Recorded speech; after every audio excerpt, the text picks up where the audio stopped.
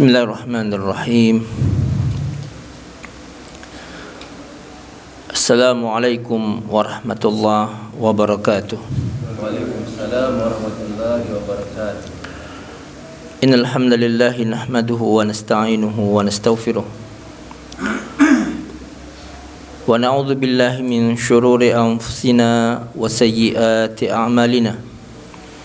من يهده الله فلا مضل له ومن يضلل فلا هادي له أشهد أن لا إله إلا الله وحده لا شريك له وأشهد أن محمدا عبده ورسوله يا أيها الذين آمنوا اتقوا الله حق تقاته ولا تموتن إلا وأنتم مسلمون يا أيها الناس اتقوا ربكم الذي خلقكم من نفس واحدة وخلق منها زوجها وبث منهما رجالا كثيرا ونساء واتقوا الله الذي تساءلون به والأرحام إن الله كان عليكم رقيبا يا أيها الذين آمنوا اتقوا الله وقولوا قولا سديدا يصلح لكم أعمالكم ويغفر لكم ذنوبكم ومن يطع الله ورسوله فقد فاز فوزا عظيما أما بعد فإن أصدق الحديث كتاب الله وخير الهدي هدي محمد صلى الله عليه وآله وسلم وشر الأمور محدثاتها فإن كل محدثة بدعة wa kullu bid'atin dhalalah wa kullu dhalalatin finnar. Kita lanjutkan kajian kita. Insyaallah hari ini kita akan masuk pada bab an-nahyi 'anit tanjim wa tahrimi tasdiqil munajjimin. Bab larangan at-tanjim, ilmu nujum. Kalau bahasa kita sekarang astrologi, Pak. Ilmu ramalan berdasarkan rasi bintang. Itu haram hukumnya, tidak boleh. Secara syar'i itu hukumnya haram. Dan haramnya membenarkan ahli nujum, tidak boleh. Jadi kalau ada orang meramalkan nasib berdasarkan bintang, atau dia menebak akan terjadi ini karena muncul bintang ini, maka itu bagian dari apa? Sihir, tidak boleh. Dan itu secara syar'i hukumnya haram. Wa Ibn Abbas radhiyallahu ta'ala anhuma qala Rasulullah sallallahu alaihi wasallam man iqtabasa ilman minan nujum iqtabasa syu'batan minas sihr. Barang siapa yang mengambil satu cabang ilmu dari ilmu perbintangan, maka sungguh ia telah mengambil satu cabang dari sihir. Zada ma zada, semakin jauh maka sihirnya pun semakin jauh. Kalau yang masyhur, Pak, kalau di koran atau di HP itu ada zodiak biasanya. Munculnya kalau dulu di koran setiap hari Ahad. Itu maksudnya bab ini. Enggak boleh. Itu termasuk ramalan dan itu hukumnya haram. Meyakininya termasuk bagian dari meyakini ahli nujum. Tidak boleh. Pak ya.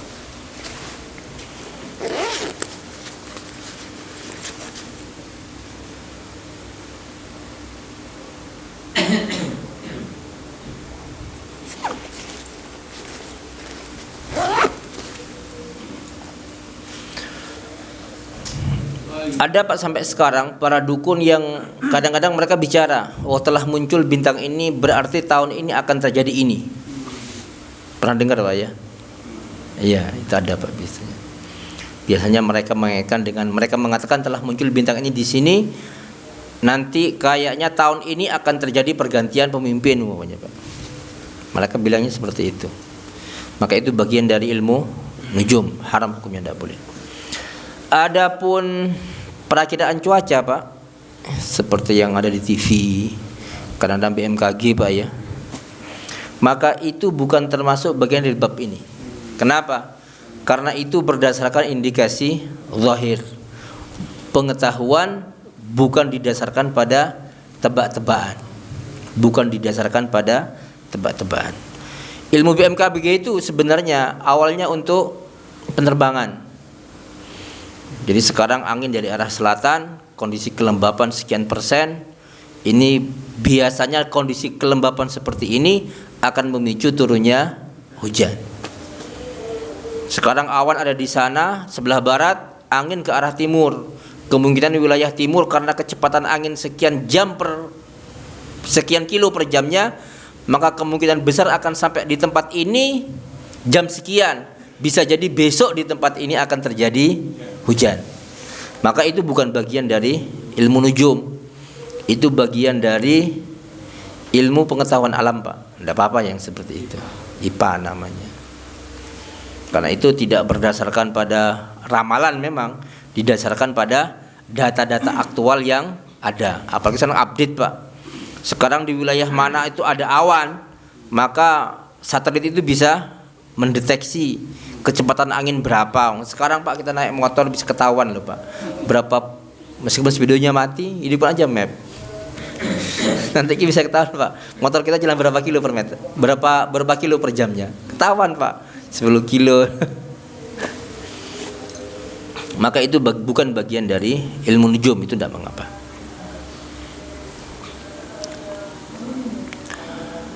Atau ilmu perbintangan yang digunakan untuk mengetahui arah kiblat, itu tidak apa-apa. Karena ada beberapa rasi bintang itu tidak pernah berubah memang. Itu tidak apa-apa.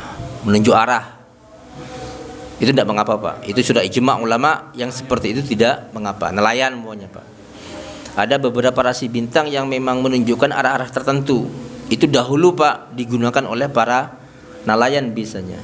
Maka itu tidak mengapa. Subhanallah Pak. Bintang yang segitu gede sejak dulu sampai sekarang tidak pernah berubah. Kalau berubah itu Pak, nelayan nggak pulang itu Pak. Iya, tidak bisa balik mereka. Karena kalau mereka di tengah, kalau siang hari mereka bisa menentukan arah lewat matahari. Kalau malam itu dari bintang. Kalau sampai rasi bintang itu berubah Pak, alhamdulillah, jadikumullah, maka mereka akan tersesat. Tapi subhanallah Pak ya, ada 3 bintang kadang-kadang, ada 4 bintang atau 6 bintang. Itu rasanya tidak pernah berubah Pak. Itu menunjukkan bahwasanya apa? Yang mengatur itu maha kuasa. Coba posisi bintang itu bergeser sekian derajat aja Pak. Setiap tahunnya. Oh subhanallah Pak. Kacau balau itu. Saya pernah ketemu dengan nelayan Pak, yang dahulu dia termasuk nelayan kuno. Jadi dia itu orang Sapeken Pak, orang Sapeken. Ketemu saya sudah tua sekali dia. Dia sejak kecil sudah nelayan. Jadi ke Makassar, ke Jawa, ke Semarang, kemana itu yang dilihat cuma matahari sama bintang. Dulu kan nggak ada mesin katanya. Jadi cuma pakai layar katanya, pakai layar dia. Jadi dia mengetahui arah itu katanya dari bintang aja, dari bintang. Kalau malam, kalau siang dari matahari. Tidak pernah kesasar katanya Pak. Tidak pernah kesasar dia katanya. Orang Sapeken Pak, orang Sapeken. Kebetulan anaknya teman saya, sekarang di Madinah anaknya. Dulu mondok di Pakusari, tempat saya ngajar. Ngajar di Pakusari Pak. Bukan mondok, ngajar di Pakusari. Subhanallah. Kemudian bab berikutnya, bab kitab al-i'tisam bil kitab was sunnah. Bab tentang masalah berpegang teguh dengan Quran dan sunnah.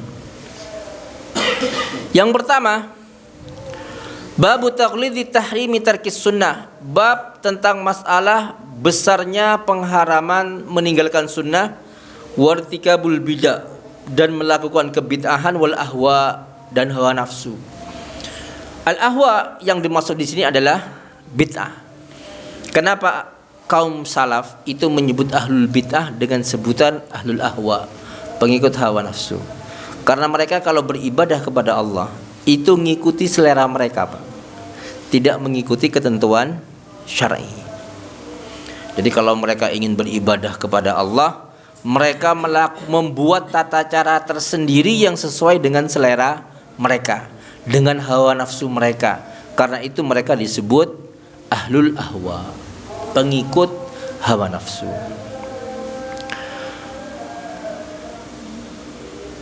Qala Allah Ta'ala, Allah Subhanahu wa Ta'ala berfirman, wa anna hadza sirati mustaqiman fattabi'uh, dan sesungguhnya inilah jalanku yang lurus, fattabi'uh, maka ikutilah jalanku ini. Jadi Nabi oleh Allah Subhanahu wa Ta'ala diperintahkan untuk mengatakan kepada umatnya, ini adalah jalanku yang lurus, ikuti jalanku ini. Wala tattabi'us subula, jangan mengikuti jalan-jalan yang lain. Fatafarraqa bikum an sabilih, sehingga kalian nanti akan bercerai-berai dari jalanku yang lurus ini. Dzalikum wassakum bihi la'allakum tattaqun, itulah wasiat yang Allah wasiatkan kepada kalian agar kalian bertakwa kepada Allah Subhanahu wa Ta'ala. Jadi agama itu Pak hanya mengikuti jalannya Nabi. Agama yang tidak ajaran agama, amalan apa saja yang tidak pernah diajarkan oleh Nabi, tidak pernah dilakukan oleh Nabi, maka itu bukan bagian dari agama. Kenapa? Karena Allah Subhanahu wa Ta'ala mengutus dia kepada kita itu untuk menyampaikan agama ini kepada kita. Dan Allah menjadikan utusan itu seorang manusia agar dia menjadi orang pertama kali yang mengamalkan ajaran yang ia bawa. Karena itu Allah mengatakan, sungguh pada diri Rasulullah sallallahu alaihi wasallam terdapat teladan yang baik bagi kalian, liman kana yarjullaha wal yaumal akhir, bagi orang yang menghendaki Allah dan hari akhir. Orang yang mengharapkan rahmat Allah, ridha Allah, surga Allah, harus menjadikan Nabi sebagai teladan.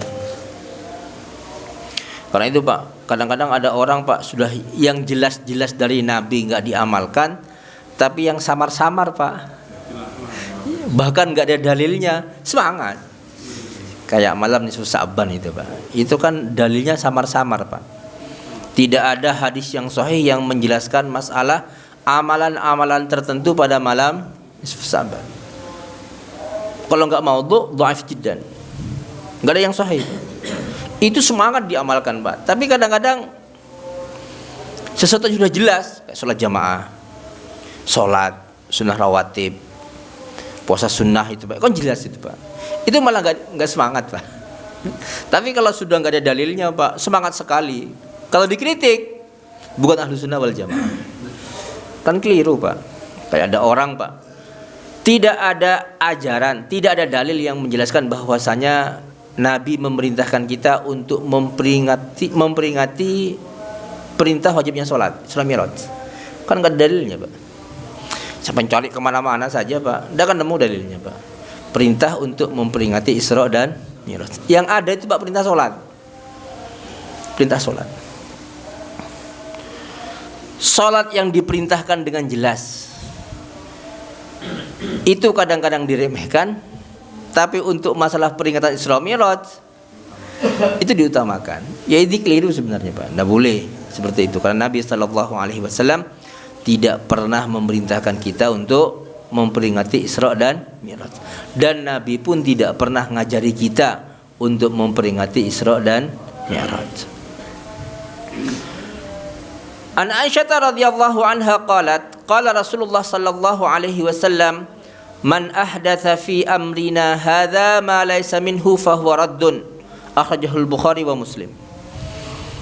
Barang siapa yang membuat-buat perkara bid'ah dalam urusan kami ini, itu masalah agama ini, ma laysa minhu, yang ia buat itu padahal bukan bagian dari agama ini, fahuwa raddun, maka kalau amalan itu diamalkan akan tertolak, tidak akan diterima oleh Allah Subhanahu wa Ta'ala.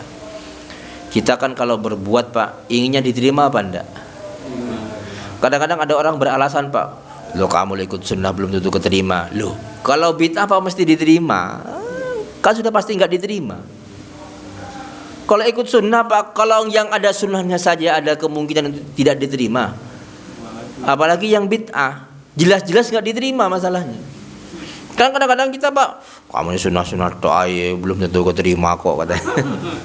Loh, coba dibalik, Pak, loh. Kalau yang sunnah aja ada kemungkinan enggak diterima, kalau bid'ah seperti apa? Bahkan Nabi sudah mengatakan tegas kalau bid'ah tidak akan diterima, akan ditolak oleh Allah Subhanahu wa taala. Loh, ini kan ajaran para ulama. Ulama kan warathatul anbiya. Iya, ulama itu warathatul anbiya kalau disampaikan hasil warisan dari Nabi. Tapi kalau dia buat sendiri, Pak, bukan hasil warisan, ya jangan diambil. Kadang-kadang ada orang dianggap ulama membuat-buat ajaran sendiri yang enggak ada dasarnya. Artinya ajaran itu tidak diwariskan dari Nabi. Subhanallah, Pak. Ketika Nabi mengatakan warathatul anbiya, itu subhanallah, ini ungkapan yang luar biasa, Pak. Kalau disebut warisan berarti dia diambil dari siapa? Yang mewarisi. Itu Nabi sallallahu alaihi wasallam. Kemudian hadis berikutnya, An Jabir bin Abdullah radhiyallahu taala anhu qala, kana Rasulullah sallallahu alaihi wasallam idza khataba ihmarrat ainahu. Adalah Rasulullah sallallahu alaihi wasallam apabila beliau berkhutbah, ihmarrat ainahu, kedua matanya memerah. Wa ala sautuhu, suaranya meninggi. Jadi Nabi kalau khutbah Jumat, Pak, suaranya keras, matanya merah, semangat, Pak. Ka'annahu washtadda ghadabuhu, seolah-olah kemarahannya memuncak. Hatta ka'annahu munziru jaishin, sehingga Nabi itu seolah-olah ketika khutbah munziru jaishin, seperti orang yang memberikan peringatan kepada bala tentara bahwasanya musuh akan datang. Kalau ada orang, Pak, ngasih tahu tentara musuh akan datang, masa musuh mau datang? Kan kayak gitu, Pak. Pasti semangat. Awas, musuh akan datang. Semangat, Pak.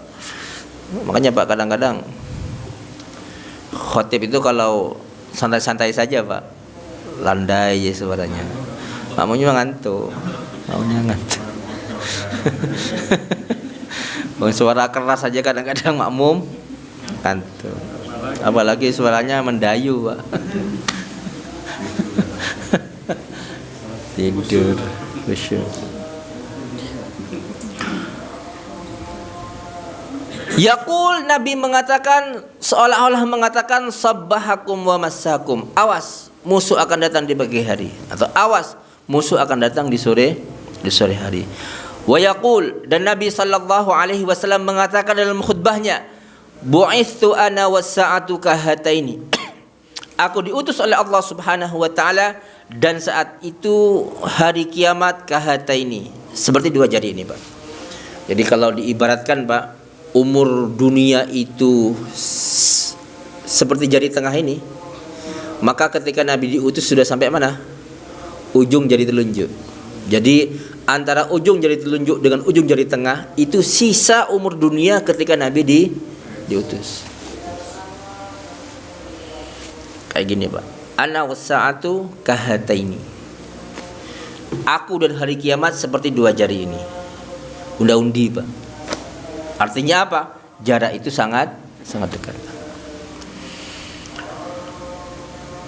Wa yaqrinu baina asbu'aihi, dan Nabi saat itu yakrin, menggabungkan dua jarinya. As-sabbabata wal wusta, al-sabbabati wal wusta, jari tengah dan jari telunjuk. Wa yaqul, dan Nabi mengatakan dalam khutbahnya, amma ba'du, fa inna khairal hadithi kitabullah, sesungguhnya sebaik-baik ucapan itu adalah kitabullah, kitab Allah Subhanahu wa taala. Wa khairal huda huda Muhammadin sallallahu alaihi wasallam, dan sebaik-baik petunjuk itu adalah petunjuk Rasulullah sallallahu alaihi wasallam. Wa syarral umuri muhdatsatuha, dan seburuk-buruk urusan itu adalah urusan-urusan bid'ah, perkara-perkara baru di dalam agama. Wa kullu bid'atin dhalalah, dan setiap bid'ah itu adalah sesat. Jadi dalam khutbahnya, Pak, Nabi itu sering membaca khutbah ini. Sesungguhnya sebaik-baik hadis, ucapan itu adalah ucapan Allah, kitab Allah Subhanahu wa taala, dan sebaik-baik petunjuk adalah petunjuk Rasulullah. Ini mengisyaratkan, Pak, bahwasanya kalau kita itu nasihati orang jangan terlalu banyak mengolah kata. Karena manusia itu secara fitrah senang yang jujur, senang yang baik. Nabi mengatakan sejujur-jujur ucapan itu adalah ucapan Allah, dan sebaik-baik petunjuk itu petunjuk Rasulullah. Jangan banyak-banyak ucapan kita, perbanyaklah qala Allah Ta'ala, qala Rasulullah sallallahu alaihi wasallam. Insyaallah Pak, kalau khutbahnya seperti tidak membosankan. Tapi kalau sudah terlalu berretorika Pak, mungkin pertama orang akan takjub.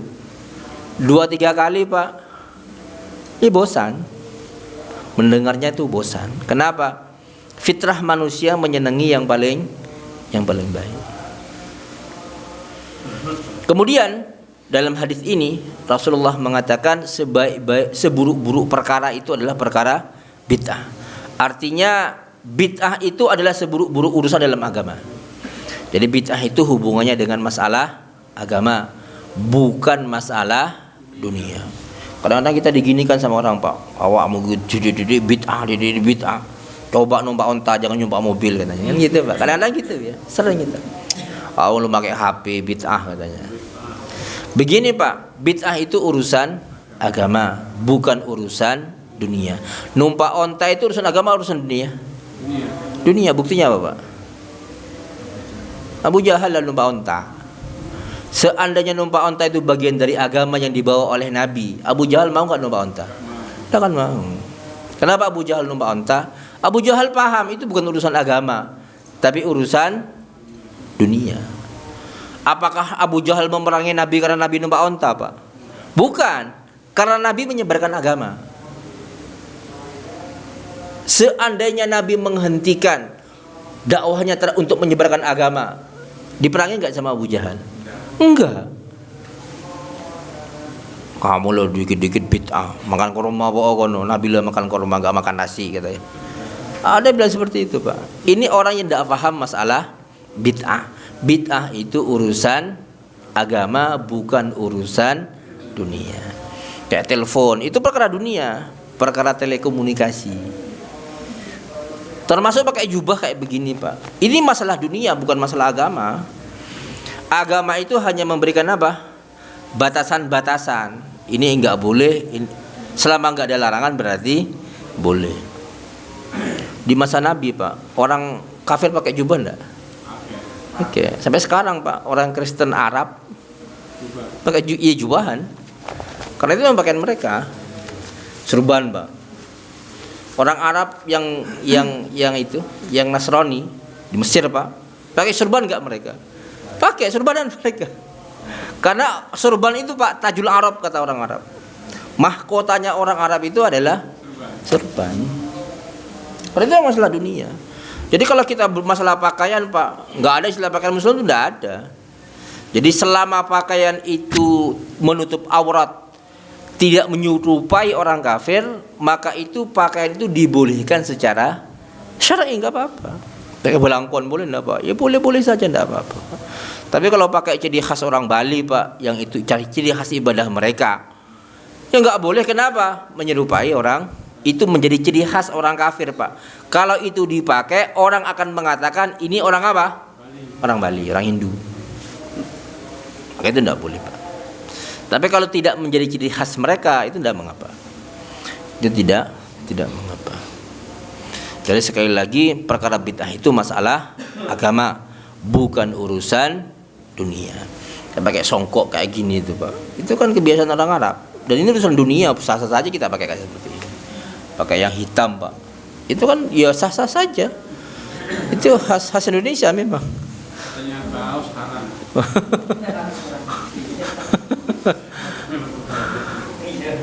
Tidak apa-apa, boleh-boleh saja. Karena itu urusan dunia. Selama tidak melanggar ketentuan syar'i, maka dibolehkan secara syar'i. Di masa Nabi Pak, pakaian yang umum itu kayak pakaian ihram Pak, persis sama. Makanya Nabi itu kalau sholat, ketiaknya kelihatan. Seandainya pakaian seperti ini Pak, kelihatan tidak ketiaknya Pak? Mau diangkat kayak gini Pak, tidak kelihatan. Kenapa Nabi kalau sujud merenggangkan antara lengan atas dengan jambunya, dengan ininya?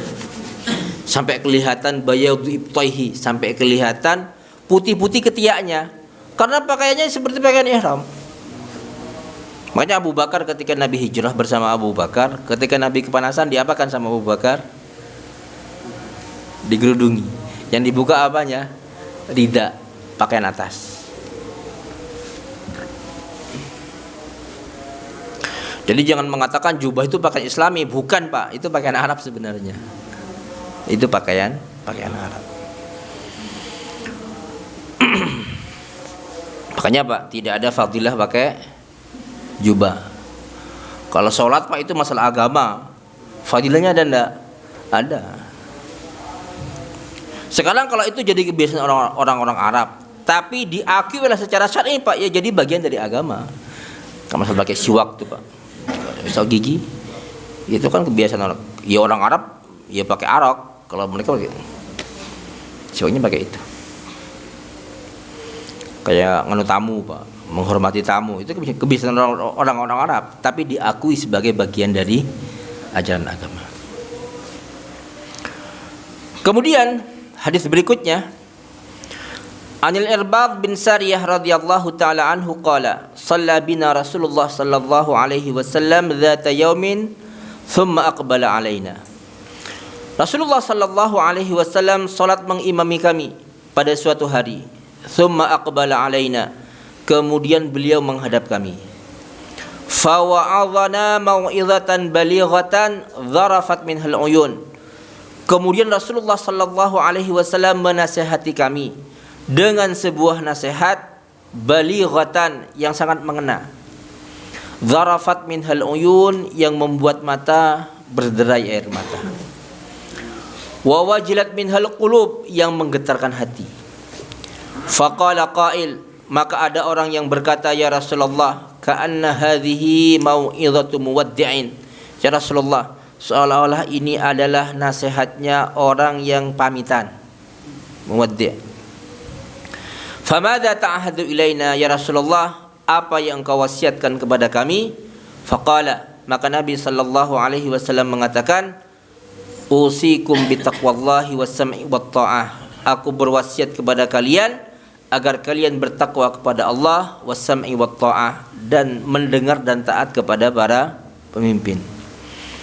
Wa in abdan habasyian, meskipun nanti yang akan memimpin kalian adalah seorang hamba dari Habasyah, Ethiopia.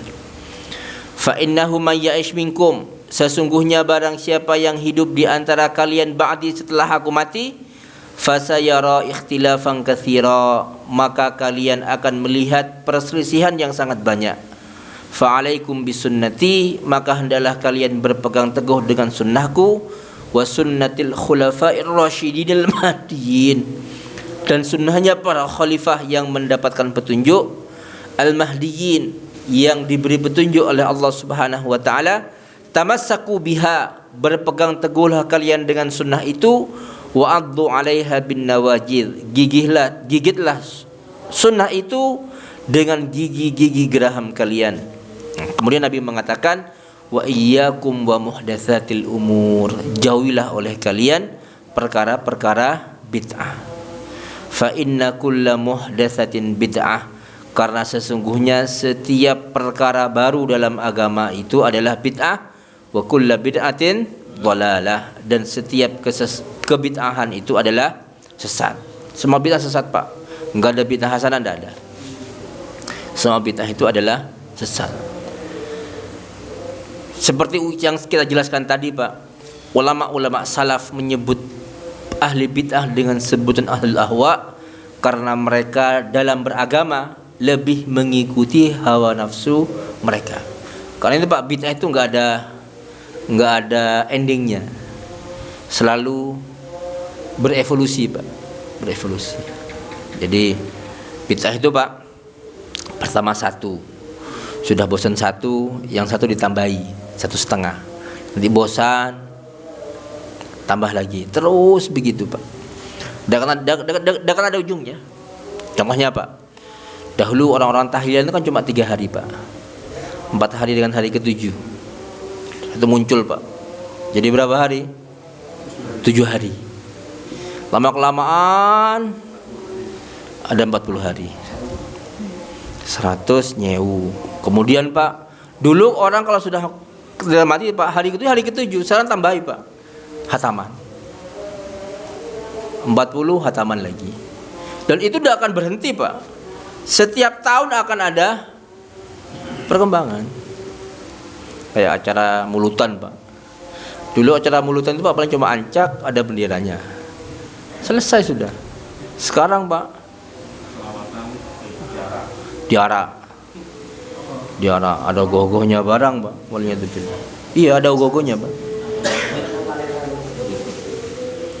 Bahkan sekarang ada acara Isra Mi'raj Pak, pakai penyanyi dangdut. Ada, pakai penyanyi dangdut. Telanjang lagi perempuannya. Ini walinya itu billah. Sudah, artinya ya makanya Pak, kalau Nabi mengatakan semua bid'ah itu adalah sesat, ya memang pantas Pak. Karena nggak ada tolak ukurnya bid'ah itu Pak. Tolak ukur nggak ada apa Pak ya? Nggak ada ukuran bakunya. Tolak ukurnya adalah apa? Pokoknya saya ngelakon seneng, ya api, gitu aja Pak. Gitu aja. Bahkan sekarang Pak, kalau sudah mulutan, Pak semua digantung Pak. Setelah acara semua rebutan lagi, perempuan campur kadang-kadang. Beliau itu bilang. Iya, pakai horak juga beliau itu. Bahkan di beberapa tempat itu Pak, ada orang sampai memvideo itu, sampai namanya anak muda Pak ya. Kadang usilin anak perempuan pakainya di anu Pak. Di apa namanya? Ditarik ya kelihatan auratnya. Kelihatan aurat. Waliyadzubillah.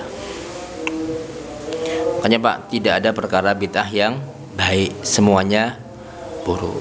Dan efeknya luar biasa Pak. Bid'ah itu efeknya luar biasa. Bahkan ada orang yang karena masyarakat sekitar biasa melakukan seperti itu, kalau tidak melakukan nggak pena. Akhirnya apa? Larinya ke utang-utang. Ke utang-utang. Apalagi yang tahlilan Pak. Saya kemarin 2 pekan yang lalu Pak, ke rumah orang yang dapurnya tinggal separuh. Separuhnya dijual. Kenapa? Untuk biaya tahlilan. Untuk biaya tahlilan. Saya juga punya teman Pak, ya teman dekat kita. Jadi nggak mau ditahlili, keluarga yang laki ngamuk-ngamuk Pak. Akhirnya kalau istrinya terpaksa ngadakan acara apa? Tahlilan. Tanah yang seharusnya diwariskan dijual untuk acara tahlilan. Waliyadzubillah. Itu yang dimakan itu Pak, sama yang tahlilan, harta warisan itu Pak. Ya kalau nggak ada yatimnya, kalau ada yatimnya bagaimana? Dan itu harus dipikir Pak. Mau ndak mau mereka tetap makan harta anak yatim, seandainya di situ ada yatimnya. Waliyadzubillah. Ya, sekarang kan nggak logis Pak. Kalau ada orang sebelum meninggal sudah sakit-sakitan, untuk berobat sudah utang sana sini, setelah mati harus ngasih makan orang satu kampung. Kan apa ya? Bisa dikatakan nggak manusiawi sama sekali memang. Manusiawi nggak Pak? Iya, ndak. Sekarang kalau ada orang Pak masuk rumah sakit, itu sudah utang-utang biayanya. Setelah mati harus ngasih makan orang satu kampung. Manusiawi enggak Pak? Enggak manusiawi sebenarnya. Utang belum lunas Pak, ada acara 40 hari. Acara 40 hari utang lagi Pak. Acara tahlilan 7 hari, 40 belum lunas Pak, ada acara 100 hari. Kalau enggak ngadakan Pak, langsung dicap Wahabi. Iya, langsung dicap Wahabi Pak. Waliyadzubillah. Waliyadzubillah. Sampai ada orang Pak, sampai hari ke-1000 itu Pak, hari tahun pertama, pendak kedua kan 1000 setelah itu utang tahlilan Pak belum lunas. Cuma karena dia di tengah-tengah masyarakat itu termasuk kategori sosial berstatus sosial tinggi, akhirnya kalau nggak ngadakan nggak pena. Kalau ada acara seperti yang diundang dia biasanya, ya nggak pena. Ya terpaksa utang Pak, terpaksa utang. Itu pun yang dulu acara 7 hari Pak, itu belum lunas loh Pak, sampai hari ke-1000 nggak lunas. Kan gimana Pak ya? Nggak manusiawi sebenarnya. Enggak manusiawi.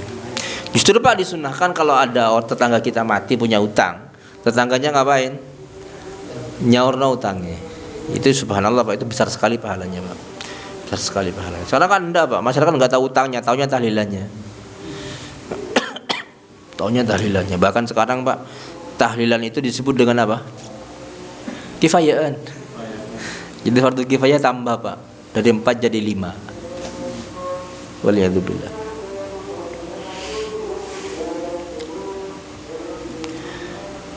Kemudian an Muawiyah bin Abi Sufyan radhiyallahu taala anhuma anna Rasulullah sallallahu alaihi wasallam qala, bahwasanya Rasulullah sallallahu alaihi wasallam bersabda, ala inna man kana qablakum min ahlil kitab, ketahuilah bahwasanya orang-orang sebelum kalian dari ahlul kitab iftaraku mereka terpecah ala sintaini wa sab'ina millah, menjadi 72 golongan.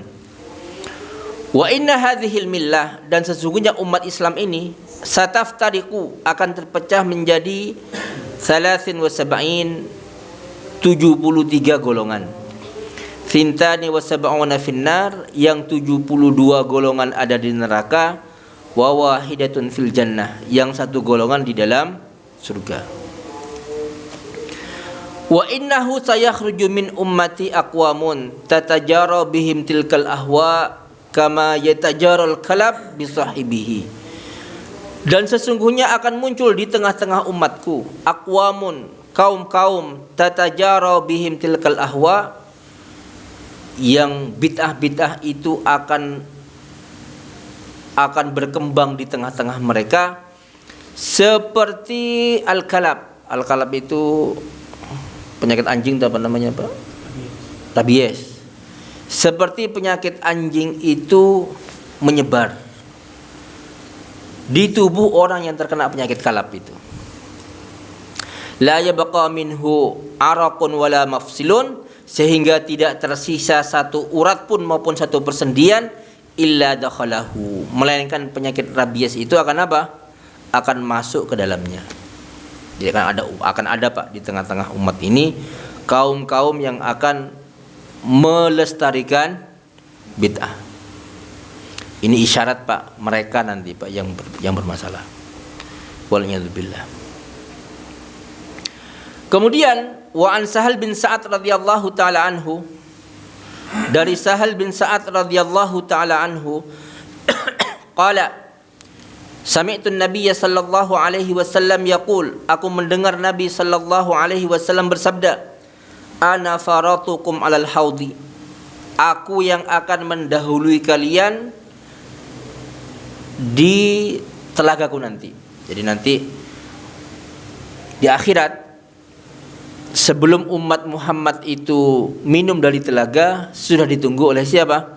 Rasulullah sallallahu alaihi wasallam, Nabi yang akan pertama kali datang ke telaga beliau.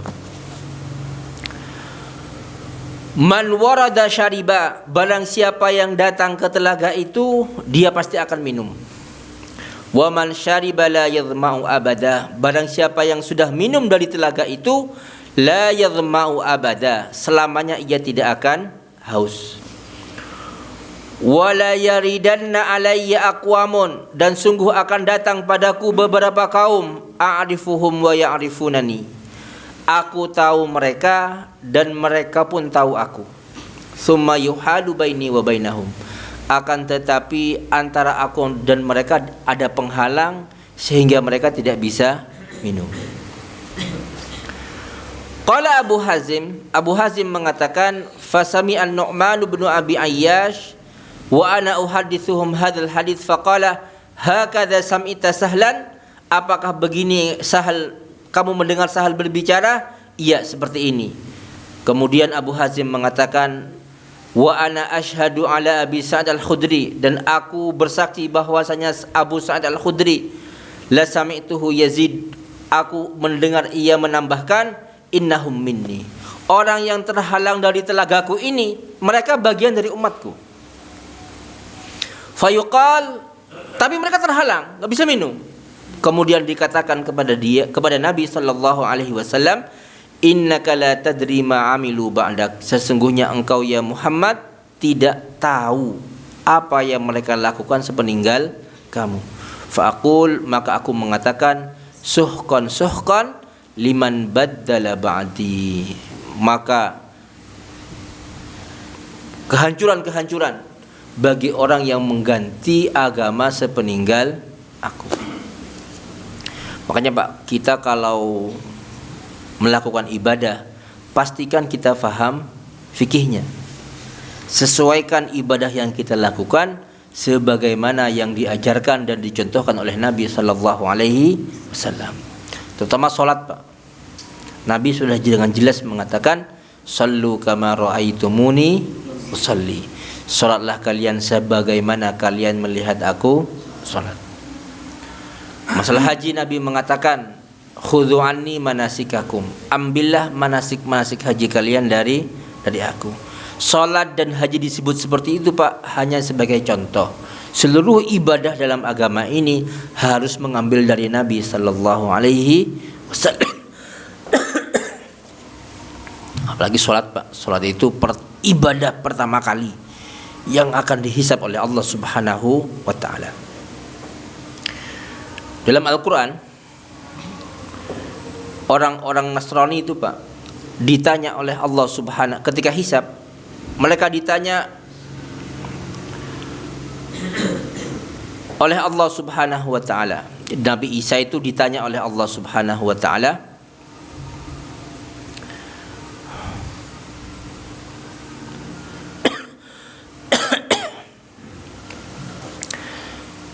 Nabi Isa itu ditanya oleh Allah. Orang Nasrani itu kan menyembah Isa. Apakah Isa nyuruh mereka menyembahnya? Enggak. Ketika mereka menyembah Isa, apakah mereka mengubah agamanya? Nabi Isa kan berdakwah kepada Bani Israel agar mereka mengikuti Taurat dan Injil. Dan Isa menyampaikan risalah Allah kepada mereka sebagaimana yang Allah perintahkan.